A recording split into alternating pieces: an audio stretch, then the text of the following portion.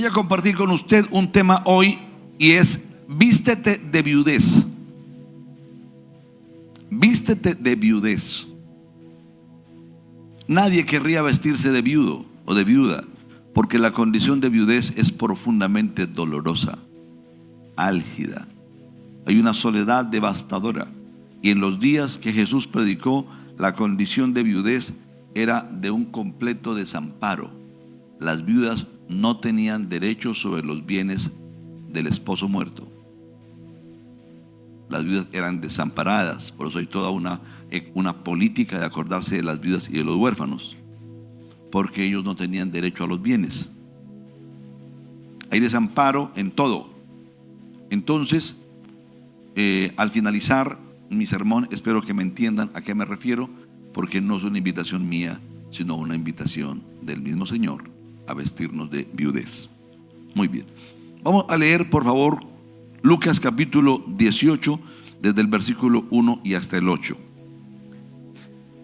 También les refirió Jesús una parábola sobre la necesidad de orar siempre y no desmayar, diciendo: había en una ciudad un juez que ni temía a Dios ni respetaba a hombre. Había también en aquella ciudad una viuda, la cual venía a él diciendo: hazme justicia de mi adversario. Y él no quiso por algún tiempo. Pero después de esto dijo dentro de sí: aunque ni temo a Dios ni tengo respeto a hombre, sin embargo, porque esta viuda me es molesta, le haré justicia, no sea que viniendo de continuo me agote la paciencia. Y dijo el Señor: oíd lo que dijo el juez injusto. ¿Y acaso no hará justicia a sus escogidos? ¿Acaso Dios no hará justicia a sus escogidos que claman a él día y noche? ¿Se tardará en responderles? Os digo que pronto les dará justicia. Pero cuando venga el Hijo del Hombre, ¿hallará fe en la tierra? El tema es un poquito largo y quiero ser muy concreto para poderlo desarrollar. Primero, esta parábola nos habla acerca de la necesidad innegociable de ser personas constantes en la vida espiritual. Primero. Segundo, esta parábola no es interpretable como una analogía, donde decimos el juez injusto es Dios, o el juez injusto es tal cosa. No. O la viuda significa, no. Se van a tomar elementos, pero esta parábola contiene una forma de interpretación que se llama contraste extremo. Hay una palabra en latín que se usa en derecho y es la palabra a fortiori. Y quiere decir que, en este caso, ¿no? Si el malo cede, siendo malo, ¿cuánto más actuará el bueno? Un ejemplo, ¿sí? Que la esposa le diga a su esposo: amor, necesito que me regales un barniz de uñas. Sí, no tengo dinero. Pero al otro día aparece una camioneta 4x4 recién comprada, 0 kilómetros, y la compró sin crédito, la compró de contado. Y yo: oye, ¿tenías para comprar una camioneta 4x4? Por supuesto que tenías para comprar un barniz. No lo compraste porque no quisiste, no tienes corazón para comprarme un barniz. Eso es la expresión, y ese tipo de contraste es el que aparece en esta parábola. Entonces se entiende de una manera muy sencilla cuando miramos el a fortiori. El propósito de la parábola ya lo miramos en el versículo 1. También le refirió Jesús una parábola sobre la necesidad de orar siempre y no desmayar. La palabra desmayar es la palabra en griego ekakeo, que significa descorazonar, desanimarse, rendirse por la fatiga. Y uno pregunta: ¿a cuál fatiga se refiere? ¿No será la cuota bancaria? De pronto sí, para algunos puede ser muy desesperante. La soltería prolongada, para algunos puede ser muy desesperante, o para algunas. ¿A qué se refiere? Más adelante vamos a mirarlo, ¿no? La necesidad de orar siempre y no descorazonarse. Hay unos personajes interesantes. Uno es el juez injusto. Dice la escritura que este juez ni temía a Dios. ¿Cuál es el primer mandamiento?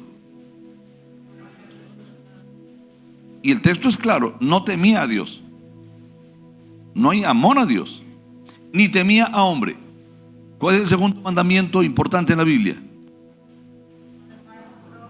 Amarás a tu prójimo como a ti mismo. Pero este hombre era un juez impío, que ni amor a Dios ni amor al hombre. Los dos mandamientos en los cuales Jesús sintetiza la ley, este hombre no los cumplía. O sea, un hombre impío. Y una viuda. Ya dije que la viuda en ese tiempo era el prototipo de la persona más desvalida de la sociedad. La persona más angustiada. Dependía de la misericordia del colectivo. Si alguien le brindaba algo, porque era literalmente desposeída de todo.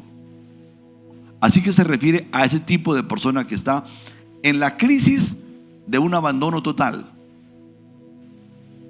Y esta mujer viene y no le está diciendo: socórrame para un lugar donde vivir, colóqueme una cuota alimentaria. No, hazme justicia de mi adversario. O sea, tras de cotudos con paperas.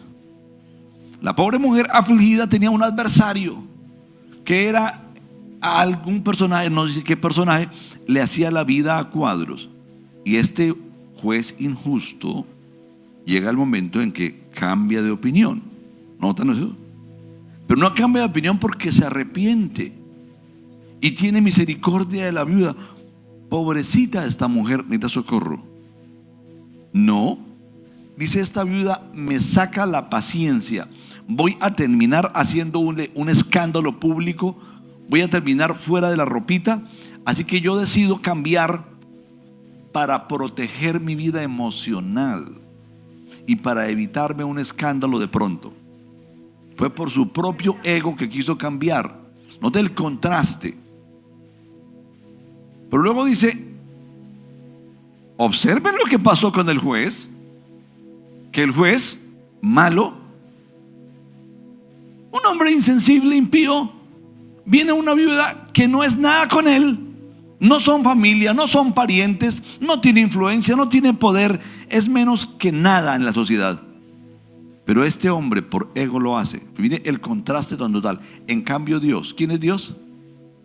El juez justo, el Padre de misericordia, aquel que es lento para la ira y que se deleita en misericordia, aquel y tiene unos escogidos. No son personas del común. Mire el contraste tan total. Es la oración dirigida al Dios de misericordia, al Dios justo, por los escogidos, por los amados, por los que son el deleite de sus ojos. La palabra nos escribe de esa manera. Somos la delicia de Él. Él tiene regocijo profundo en nosotros. ¿Se tardará en responderles? ¿O digo que no? ¿O digo que no? No sé, pero hay una advertencia. Hay como un lamento. ¿Hallará fe el Hijo del Hombre en su venida?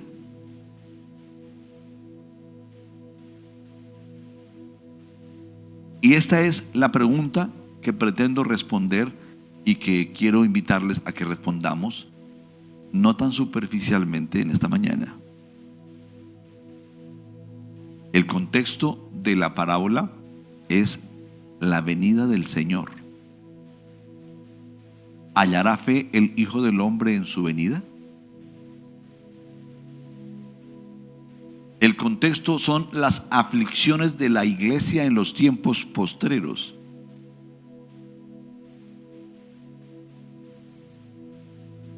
El estilo de vida terrenal al cual la iglesia se va a enfrentar en los días finales. La Biblia dice ampliamente, hay mucho material. En Timoteo dice que Dios atestigua que en los tiempos finales vendrán tiempos peligrosos. Porque vendrán hombres con una piedad aparente. O sea, tendrán un vocabulario religioso en su boca, pero que son infatuados, aborrecedores de lo bueno, donde se levantan los hijos contra los padres contra los hijos. Y habla de unas crisis enormes conductuales que hoy día vemos de una manera totalmente real. Yo no imaginé que hubiera una generación de hijos tan enemigos de los padres como hoy.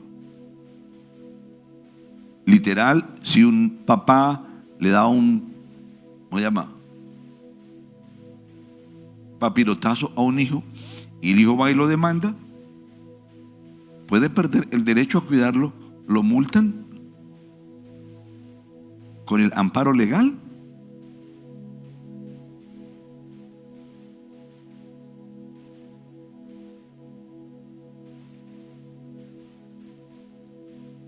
Creo que no tengo que hablar mucho hoy y mi tema no es hablar de la problemática entre padres e hijos.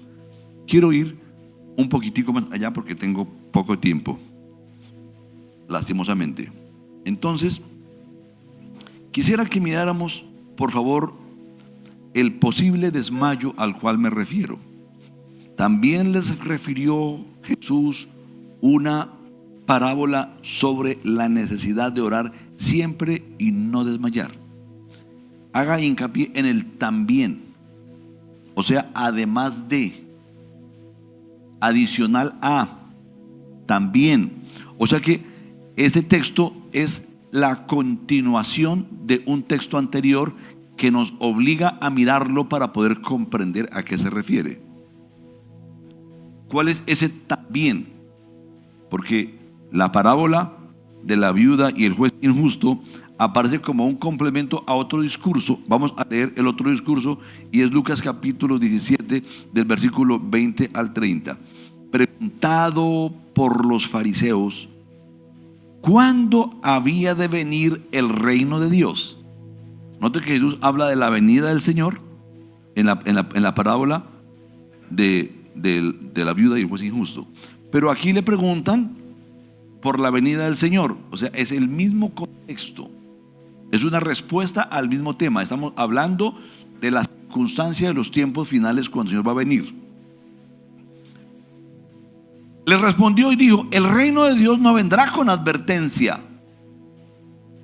El reino de Dios no vendrá con advertencia. Solemne y preocupante afirmación de parte del Señor. Ni dirán helo aquí o helo allí, porque he aquí el reino de Dios está entre vosotros. Nos corresponde asimilarlo porque ya está. Tiempo vendrá, y dijo a sus discípulos, ahora se dirigió a los de él, a los íntimos: tiempo vendrá cuando desearéis ver uno de los días del Hijo del Hombre y no le veréis. Van a anhelar el consuelo, el abrigo, el arropar, la intervención de los milagros, la intervención de las señales, las consolaciones que Él dijo, y no habrán. No habrán consolaciones, no habrán abrazos, no habrá la manifestación del Hijo del Hombre. Y entonces habrá angustia. A eso se refiere con las crisis en los tiempos finales. Esta mañana mi corazón estaba tan apretado, en una angustia que no es mía, es una angustia por usted. Es la angustia de cada uno de ustedes, la angustia de los que están en casa. Usted conoce su mundo interior y sabe si está viviendo o no en una aflicción.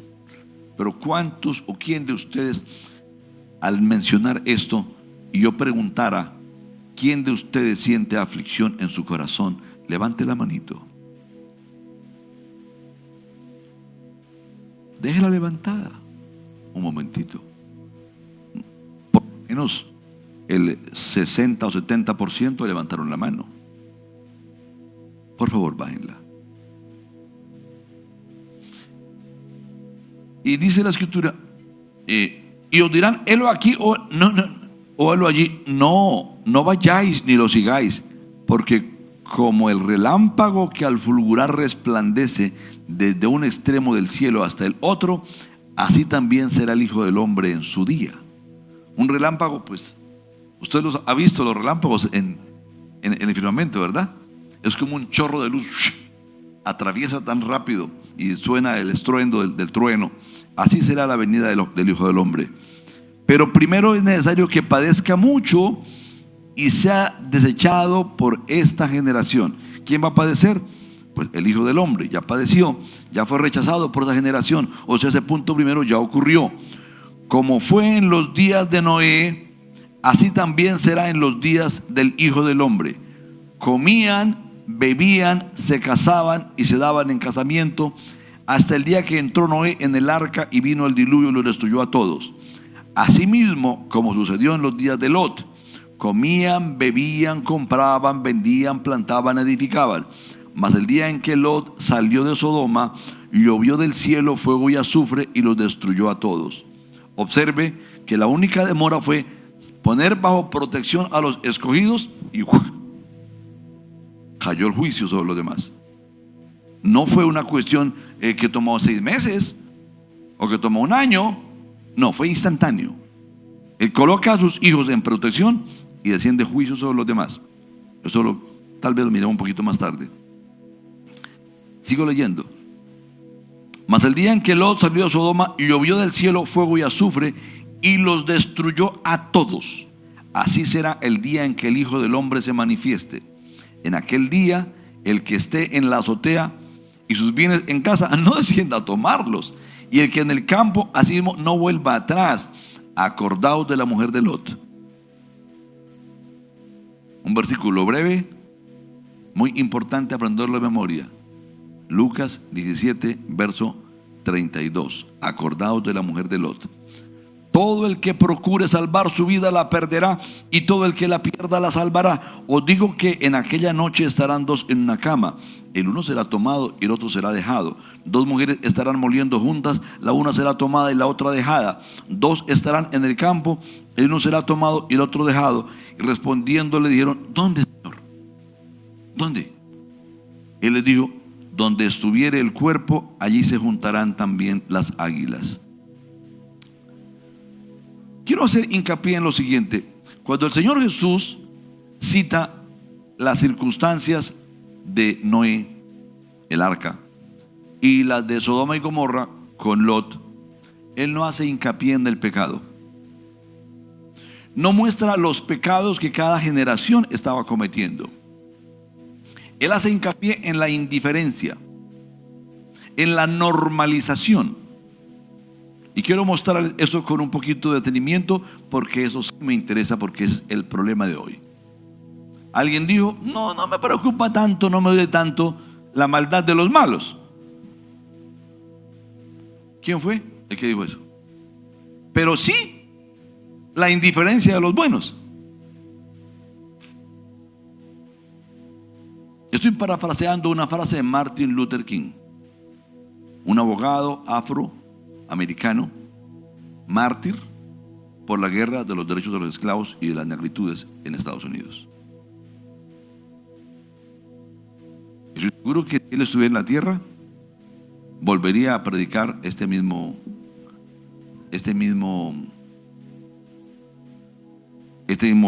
tema, esta misma frase la haría más popular, estaría sacudiéndonos para luchar contra la normalización. Versículo 26, vamos a mirar un poquitito.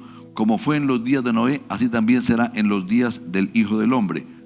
Comían, bebían, se casaban y se daban en casamiento, hasta que el día en que entró Noé en el arca y vino el diluvio y los destruyó a todos. Mire cómo habla Dios confrontando en Génesis capítulo 6, versículo 11 y 12. Y se corrompió la tierra delante de Dios. Esto fue en el contexto de Noé. Se corrompió la tierra. La palabra corromperse es podrirse, contaminarse, degradarse. Se corrompió la tierra delante de Dios y estaba la tierra llena de violencia. Y miró Dios la tierra y aquí que estaba corrompida, porque toda carne había corrompido su camino sobre la tierra. Dijo pues Dios a Noé: he decidido el fin de todo ser, porque la tierra está llena de violencia a causa de ellos, y aquí yo los destruiré con la tierra. ¿Y qué dijo Jesús? Que en aquellos días comían, bebían, se casaban y se daban en casamiento. Noé fue pregonero durante 120 años diciendo que iba a llover y que habría un diluvio. 120 años. Él cortó madera, armó un arca, consiguió materiales, los calafateó con brea. Luego comenzaron a venir los animales. No me imagino la cantidad de animales que venían en desfile, porque Dios mismo los trajo: elefantes y todos los animales por parejas. Y la gente se preguntaba: ¿y esto qué es? ¿Quién trae los animales? ¿Y para qué esa arca, esa casa tan gigantesca, ese barco? ¿Qué es barco? No conocían la lluvia porque nunca había llovido. Va a llover. ¿Y qué es llover? Va a caer agua del cielo. La tierra se va a anegar. Y se reían de que se fuera a anegar la tierra. Entonces, ¿qué hacía la gente? Continuaron en su vida, vieron el pecado, Noé lo delataba, pero las personas continuaban, normalizaron su conducta. ¿Y qué hacían? Comían, bebían, se casaban y se daban en casamiento. Y seguramente decían: vea, no pasa nada. Ya van 80 años Noé predicando y no pasa nada. Ya van 90, ya van 100, 110, no pasa nada. El pobre loco se va a morir y no pasa nada. Y normalizaron lo malo. Hoy día está ocurriendo algo parecido. El aborto es normal. La homosexualidad es normal. Ya hay muchos países donde yo estoy aprovechando mi cuartito de hora, porque en muy poco tiempo, muy seguramente también en Colombia, prohíben predicar que la homosexualidad es pecado. Y es verdad que es un derecho que cada ciudadano asume, cada ser humano. Sin embargo, es verdad que hay un juez. Yo no los juzgo. Mismo Jesús dijo: yo no juzgo a nadie. La palabra que os he dicho os juzgará. Él habló como verbo eterno, como creador. Entonces, en los tiempos finales habrá, y ahí ya está presente, una situación de normalización. Muy bien. Ahora miremos el caso del otro, ¿no?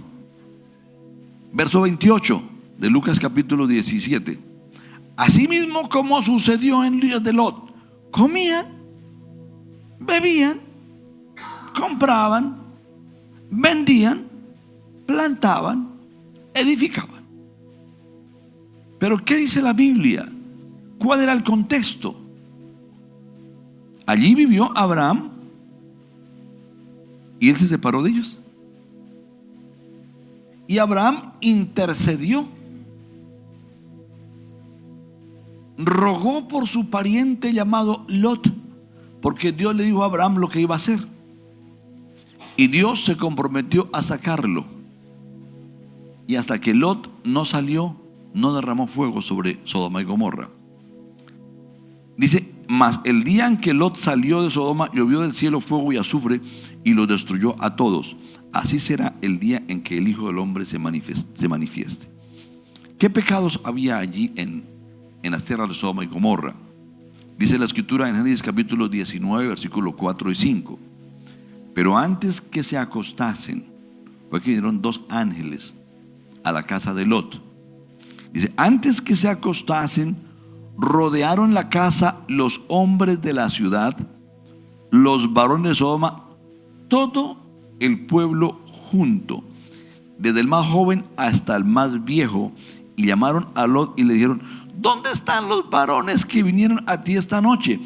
Sácalos para que los conozcamos. todos estaban unidos para cometer acceso sexual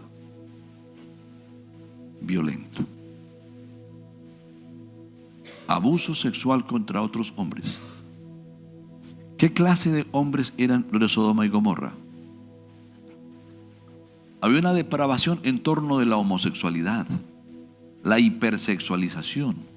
Aparecía un hombre y todos querían tener el deleite del abusarle. Era la condición de maldad.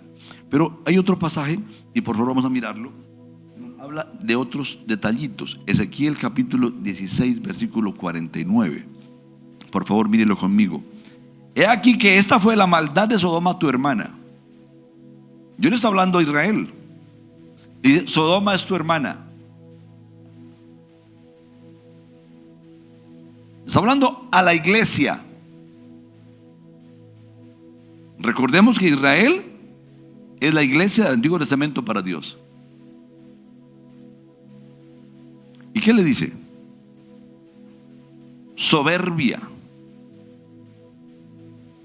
Soberbia, orgullo, prepotencia, saciedad de pan. Había dinero y sobraba para gastar en placeres. Había abundancia financiera y se malgastaba.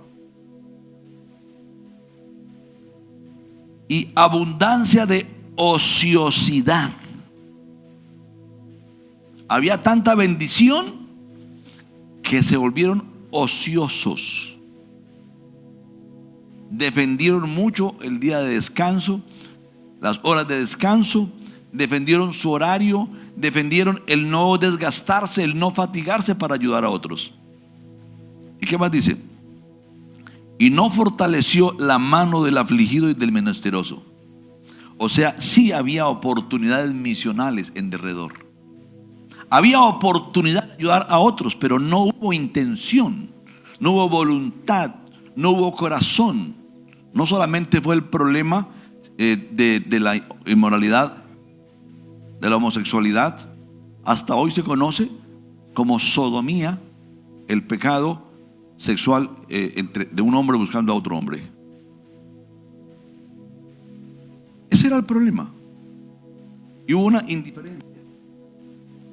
Entonces, ¿por qué Lot y por qué Noé? En primer lugar, Noé creyó y obedeció.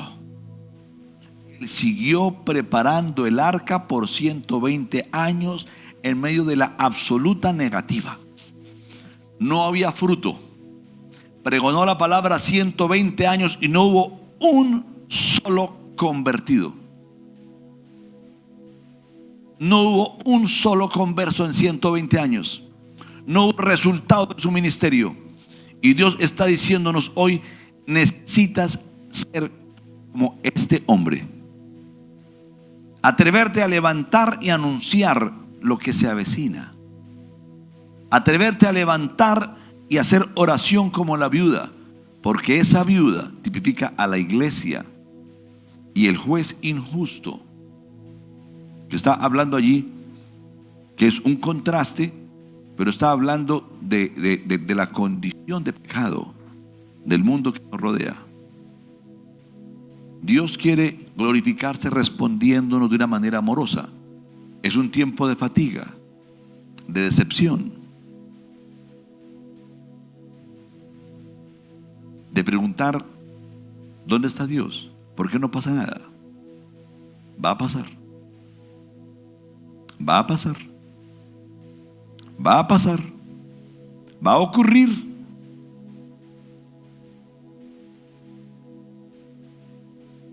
Dios es juez. Y por ser juez, Él va a hacer justicia. Y como es justo, de ningún modo tendrá por inocente al culpable. Y de ningún modo tendrá por culpable al inocente. Y Él extendió un lazo de amor único a través de Jesús el Cristo. El Cristo, el Mesías, ha venido para redimirnos, para rescatarnos. Y necesitamos refugiarnos en Él. Así como la familia de Noé se subió al arca, Así como como Lot salió de Sodoma y Gomorra, tenemos que huir de nuestro contexto y montarnos al arca, que es Jesús.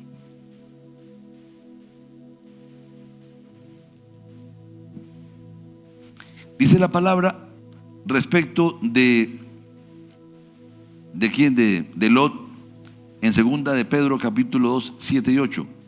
Y libró al justo Lot, abrumado por la nefanda conducta de los malvados. Porque este justo que moraba entre ellos afligía cada día su alma, viendo y oyendo los hechos inicuos de ellos. Él no normalizó el pecado de su vecindario. Él no toleró como aceptable. Él en su corazón estuvo repudiando cada día de su vida. Y Dios permitió que este hombre estuviera en la lista del apóstol Pedro para hablarnos hoy. No podemos normalizar lo que está ocurriendo. No podemos permanecer sin afligir nuestra alma. Colombia es reconocida como una fábrica de niños trans mundialmente.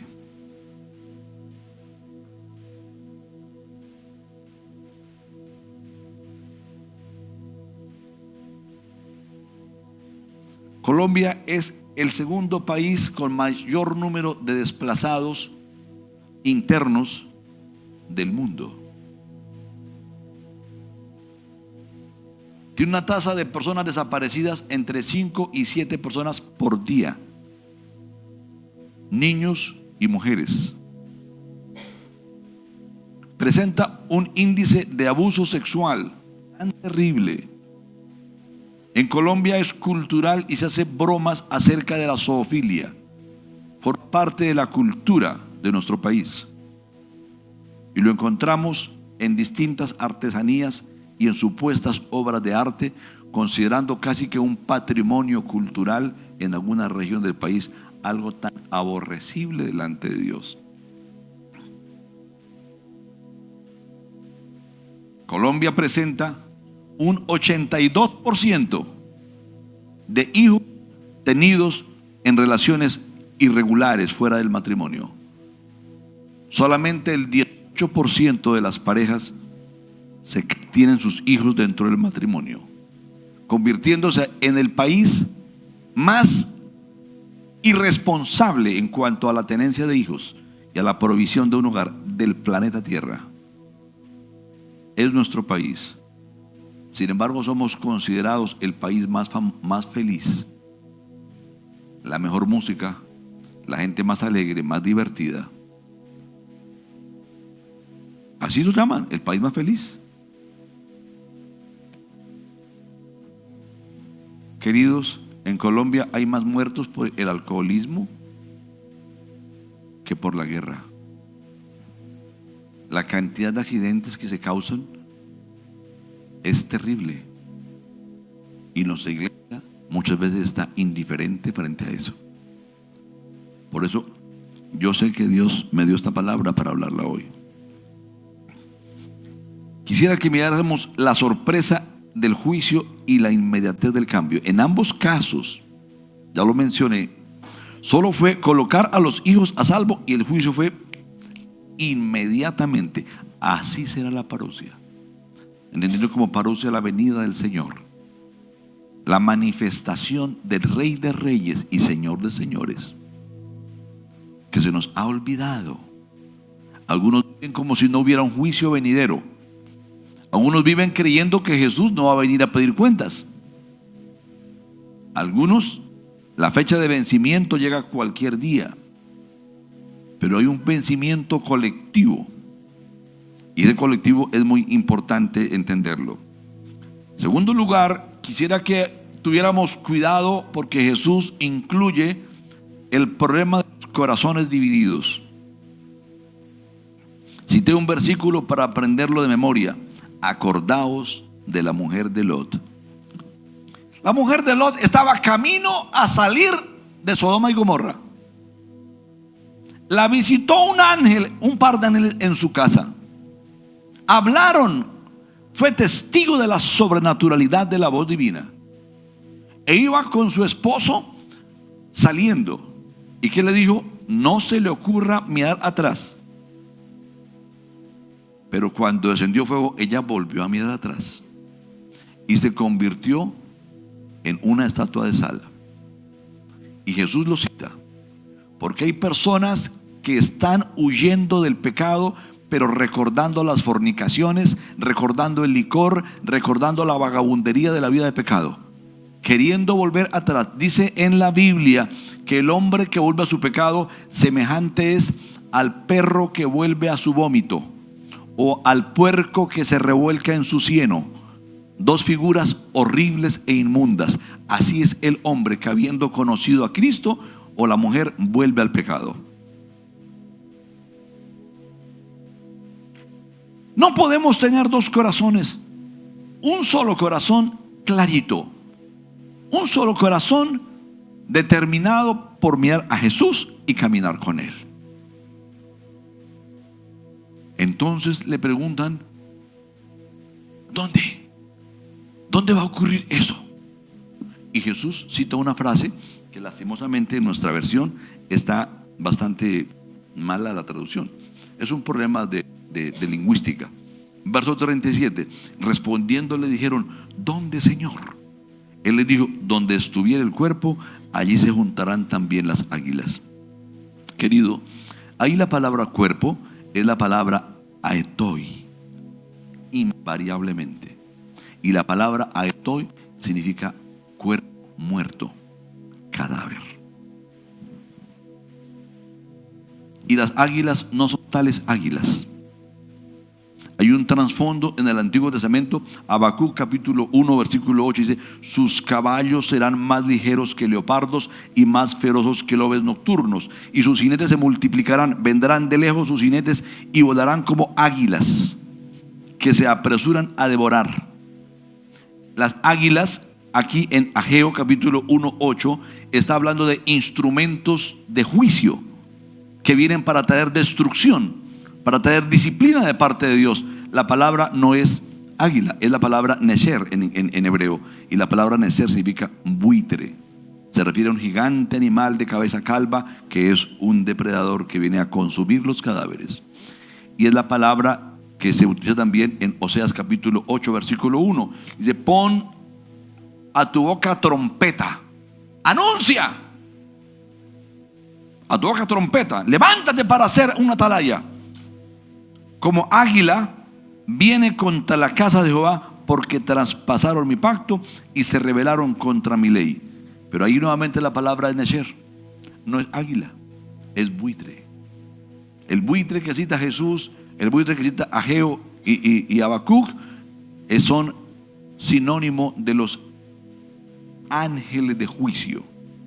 ¿Y qué dice? Allí donde estuviera el cuerpo muerto. Ustedes saben que si se muere un animal en un desierto, pues no se requiere un GPS para encontrarlo. Levante los ojos, donde hay buitres en derredor, allí está el cuerpo muerto. No hay que ser tan inteligentes.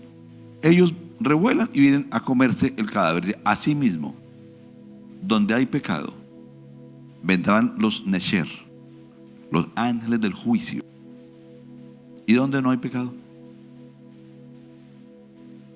Donde está el cuerpo muerto. El cuerpo muerto tipifica el pecado. Lo inmundo es un cuerpo muerto. Un profeta no podía tomar un cuerpo, o un sacerdote no puede tomar un, ni siquiera por su hija virgen que murió. No podían contaminarse, porque el cuerpo muerto tipifica el pecado, lo inmundo, lo aborrecible. ¿Cómo? No, son sinónimos, son figuras. El sacerdote no podía tocar el cuerpo muerto, porque el cuerpo muerto es una tipología de lo abominable ante Dios. No que el cuerpo sea abominable, sino que es una tipología. Así que cuando está hablando aquí, note que Dios prepara la palabra para que hoy tengamos una comprensión. El pecado habla de cuerpo muerto, cualquier pecado. Y el nesher habla del juicio que viene inevitable solamente para aquellos que no sean recogidos. Todo hay un juicio preparado para cada pecador. Hay un juicio global que se cierne sobre la iglesia. Y es menester entender esto para huir. Entonces, debido a eso, es necesario entender nuestra charla de hoy. En primer lugar, Noé y Lot representan a la minoría que no se dejó anestesiar por el sistema de su época. Mantuvieron la fe y la obediencia a pesar de vivir rodeados de una normalidad indiferente. Ellos dejaron convencer de que simplemente son evoluciones. El hombre cambia. El hombre puede cambiar, pero Dios no. Su palabra no cambia. Sus principios son inamovibles. Se pueden poner de moda muchas cosas. Yo recuerdo, mi esposa fue a estudiar a un seminario prestigioso y allí había diferentes profesores. No hay problema que tú vayas a bailar con tu esposo. No hay problema que tomes unos tragos. Yo conozco que sí hay problema, y grave problema. Cuando alguien entiende la música secular, algunos juegan con la música secular, les parece que es normal. Digo, mis amores, les puedo parecer fanático, pero en mi vida no existe ningún personaje más experto en música después de Dios que el mismo Lucero. Y él es padre de mentira. Y conozco cualquier cantidad de casos. En Bogotá, un par de chicos estaban haciendo el oficio de la casa. Se les ocurrió colocar musiquita, hermanos, tomarse unos tragos. Tuvieron un disgusto. El chico tenía un arma. Forcejearon. Se le disparó el arma. Gloria a Dios, no mató a su hermanita, pero sí le partió una piernita y quedó marcada para toda su vida. Nadie después de un trago sigue siendo el mismo. Aquí está una doctora. Seguramente ya sabe cuántas personas se accidentan, cuánta violencia intrafamiliar surge por causa del licor. No es sensato andar consumiendo licor, pero lo hemos normalizado. Unas cervecitas bien parchaditos, unos traguitos bien parchaditos. Es como lo normal entre jóvenes y entre creyentes. Queridos, mi Biblia no habla de eso. En mi Biblia dice: sed santos como vuestro Padre Celestial es santo. Y esa es la medida que yo debo predicar.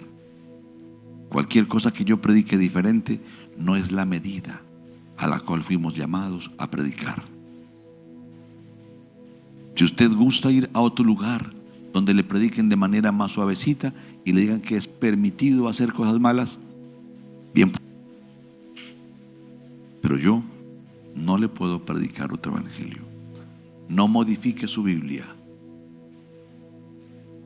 no la cambie.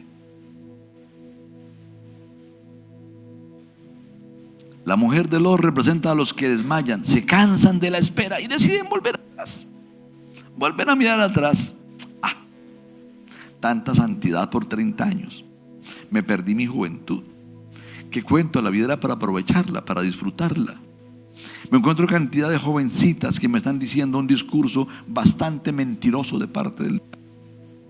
Es que no puedo casarme tan joven.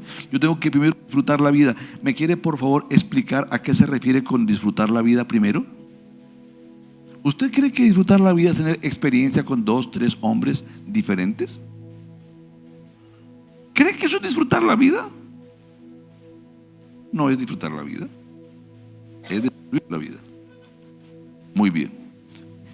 Y la viuda representa, por supuesto, la resistencia activa frente a esa normalidad, ¿no? Mientras el mundo come, bebe, compra, vende, ignorando a Dios, la viuda clama: hazme justicia, mi adversario. Padre, quebranta este sistema, trae cambios a este mundo, por favor. Jesús lo dijo de una manera muy brillante y con esto quiero cerrar. Lucas 18, verso 8. Pero cuando venga el Hijo del Hombre, ¿hallará fe en la tierra? ¿Hallará a una iglesia que compre, que vende, que se da en casamiento, indiferentes, o hallará unos como Lot, que cada día afligen su alma a ver la nefanda conducta de los que lo rodean, o hallará muchas viudas diciendo, hazme justicia de mi adversario. Noten que hazme justicia de mi adversario no es simplemente una frasecita. Está hablando de una iglesia que se levanta frente al sistema en un tiempo de profundas tinieblas.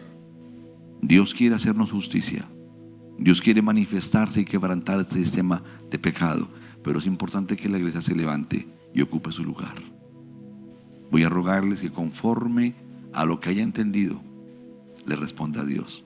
No solamente hoy, porque una respuesta de un momentico, fácil, pero una respuesta definitiva, hallará Dios en ti. Si Jesús viniera hoy, o este fin de semana, esta semana que viene, ¿qué encuentra en ti?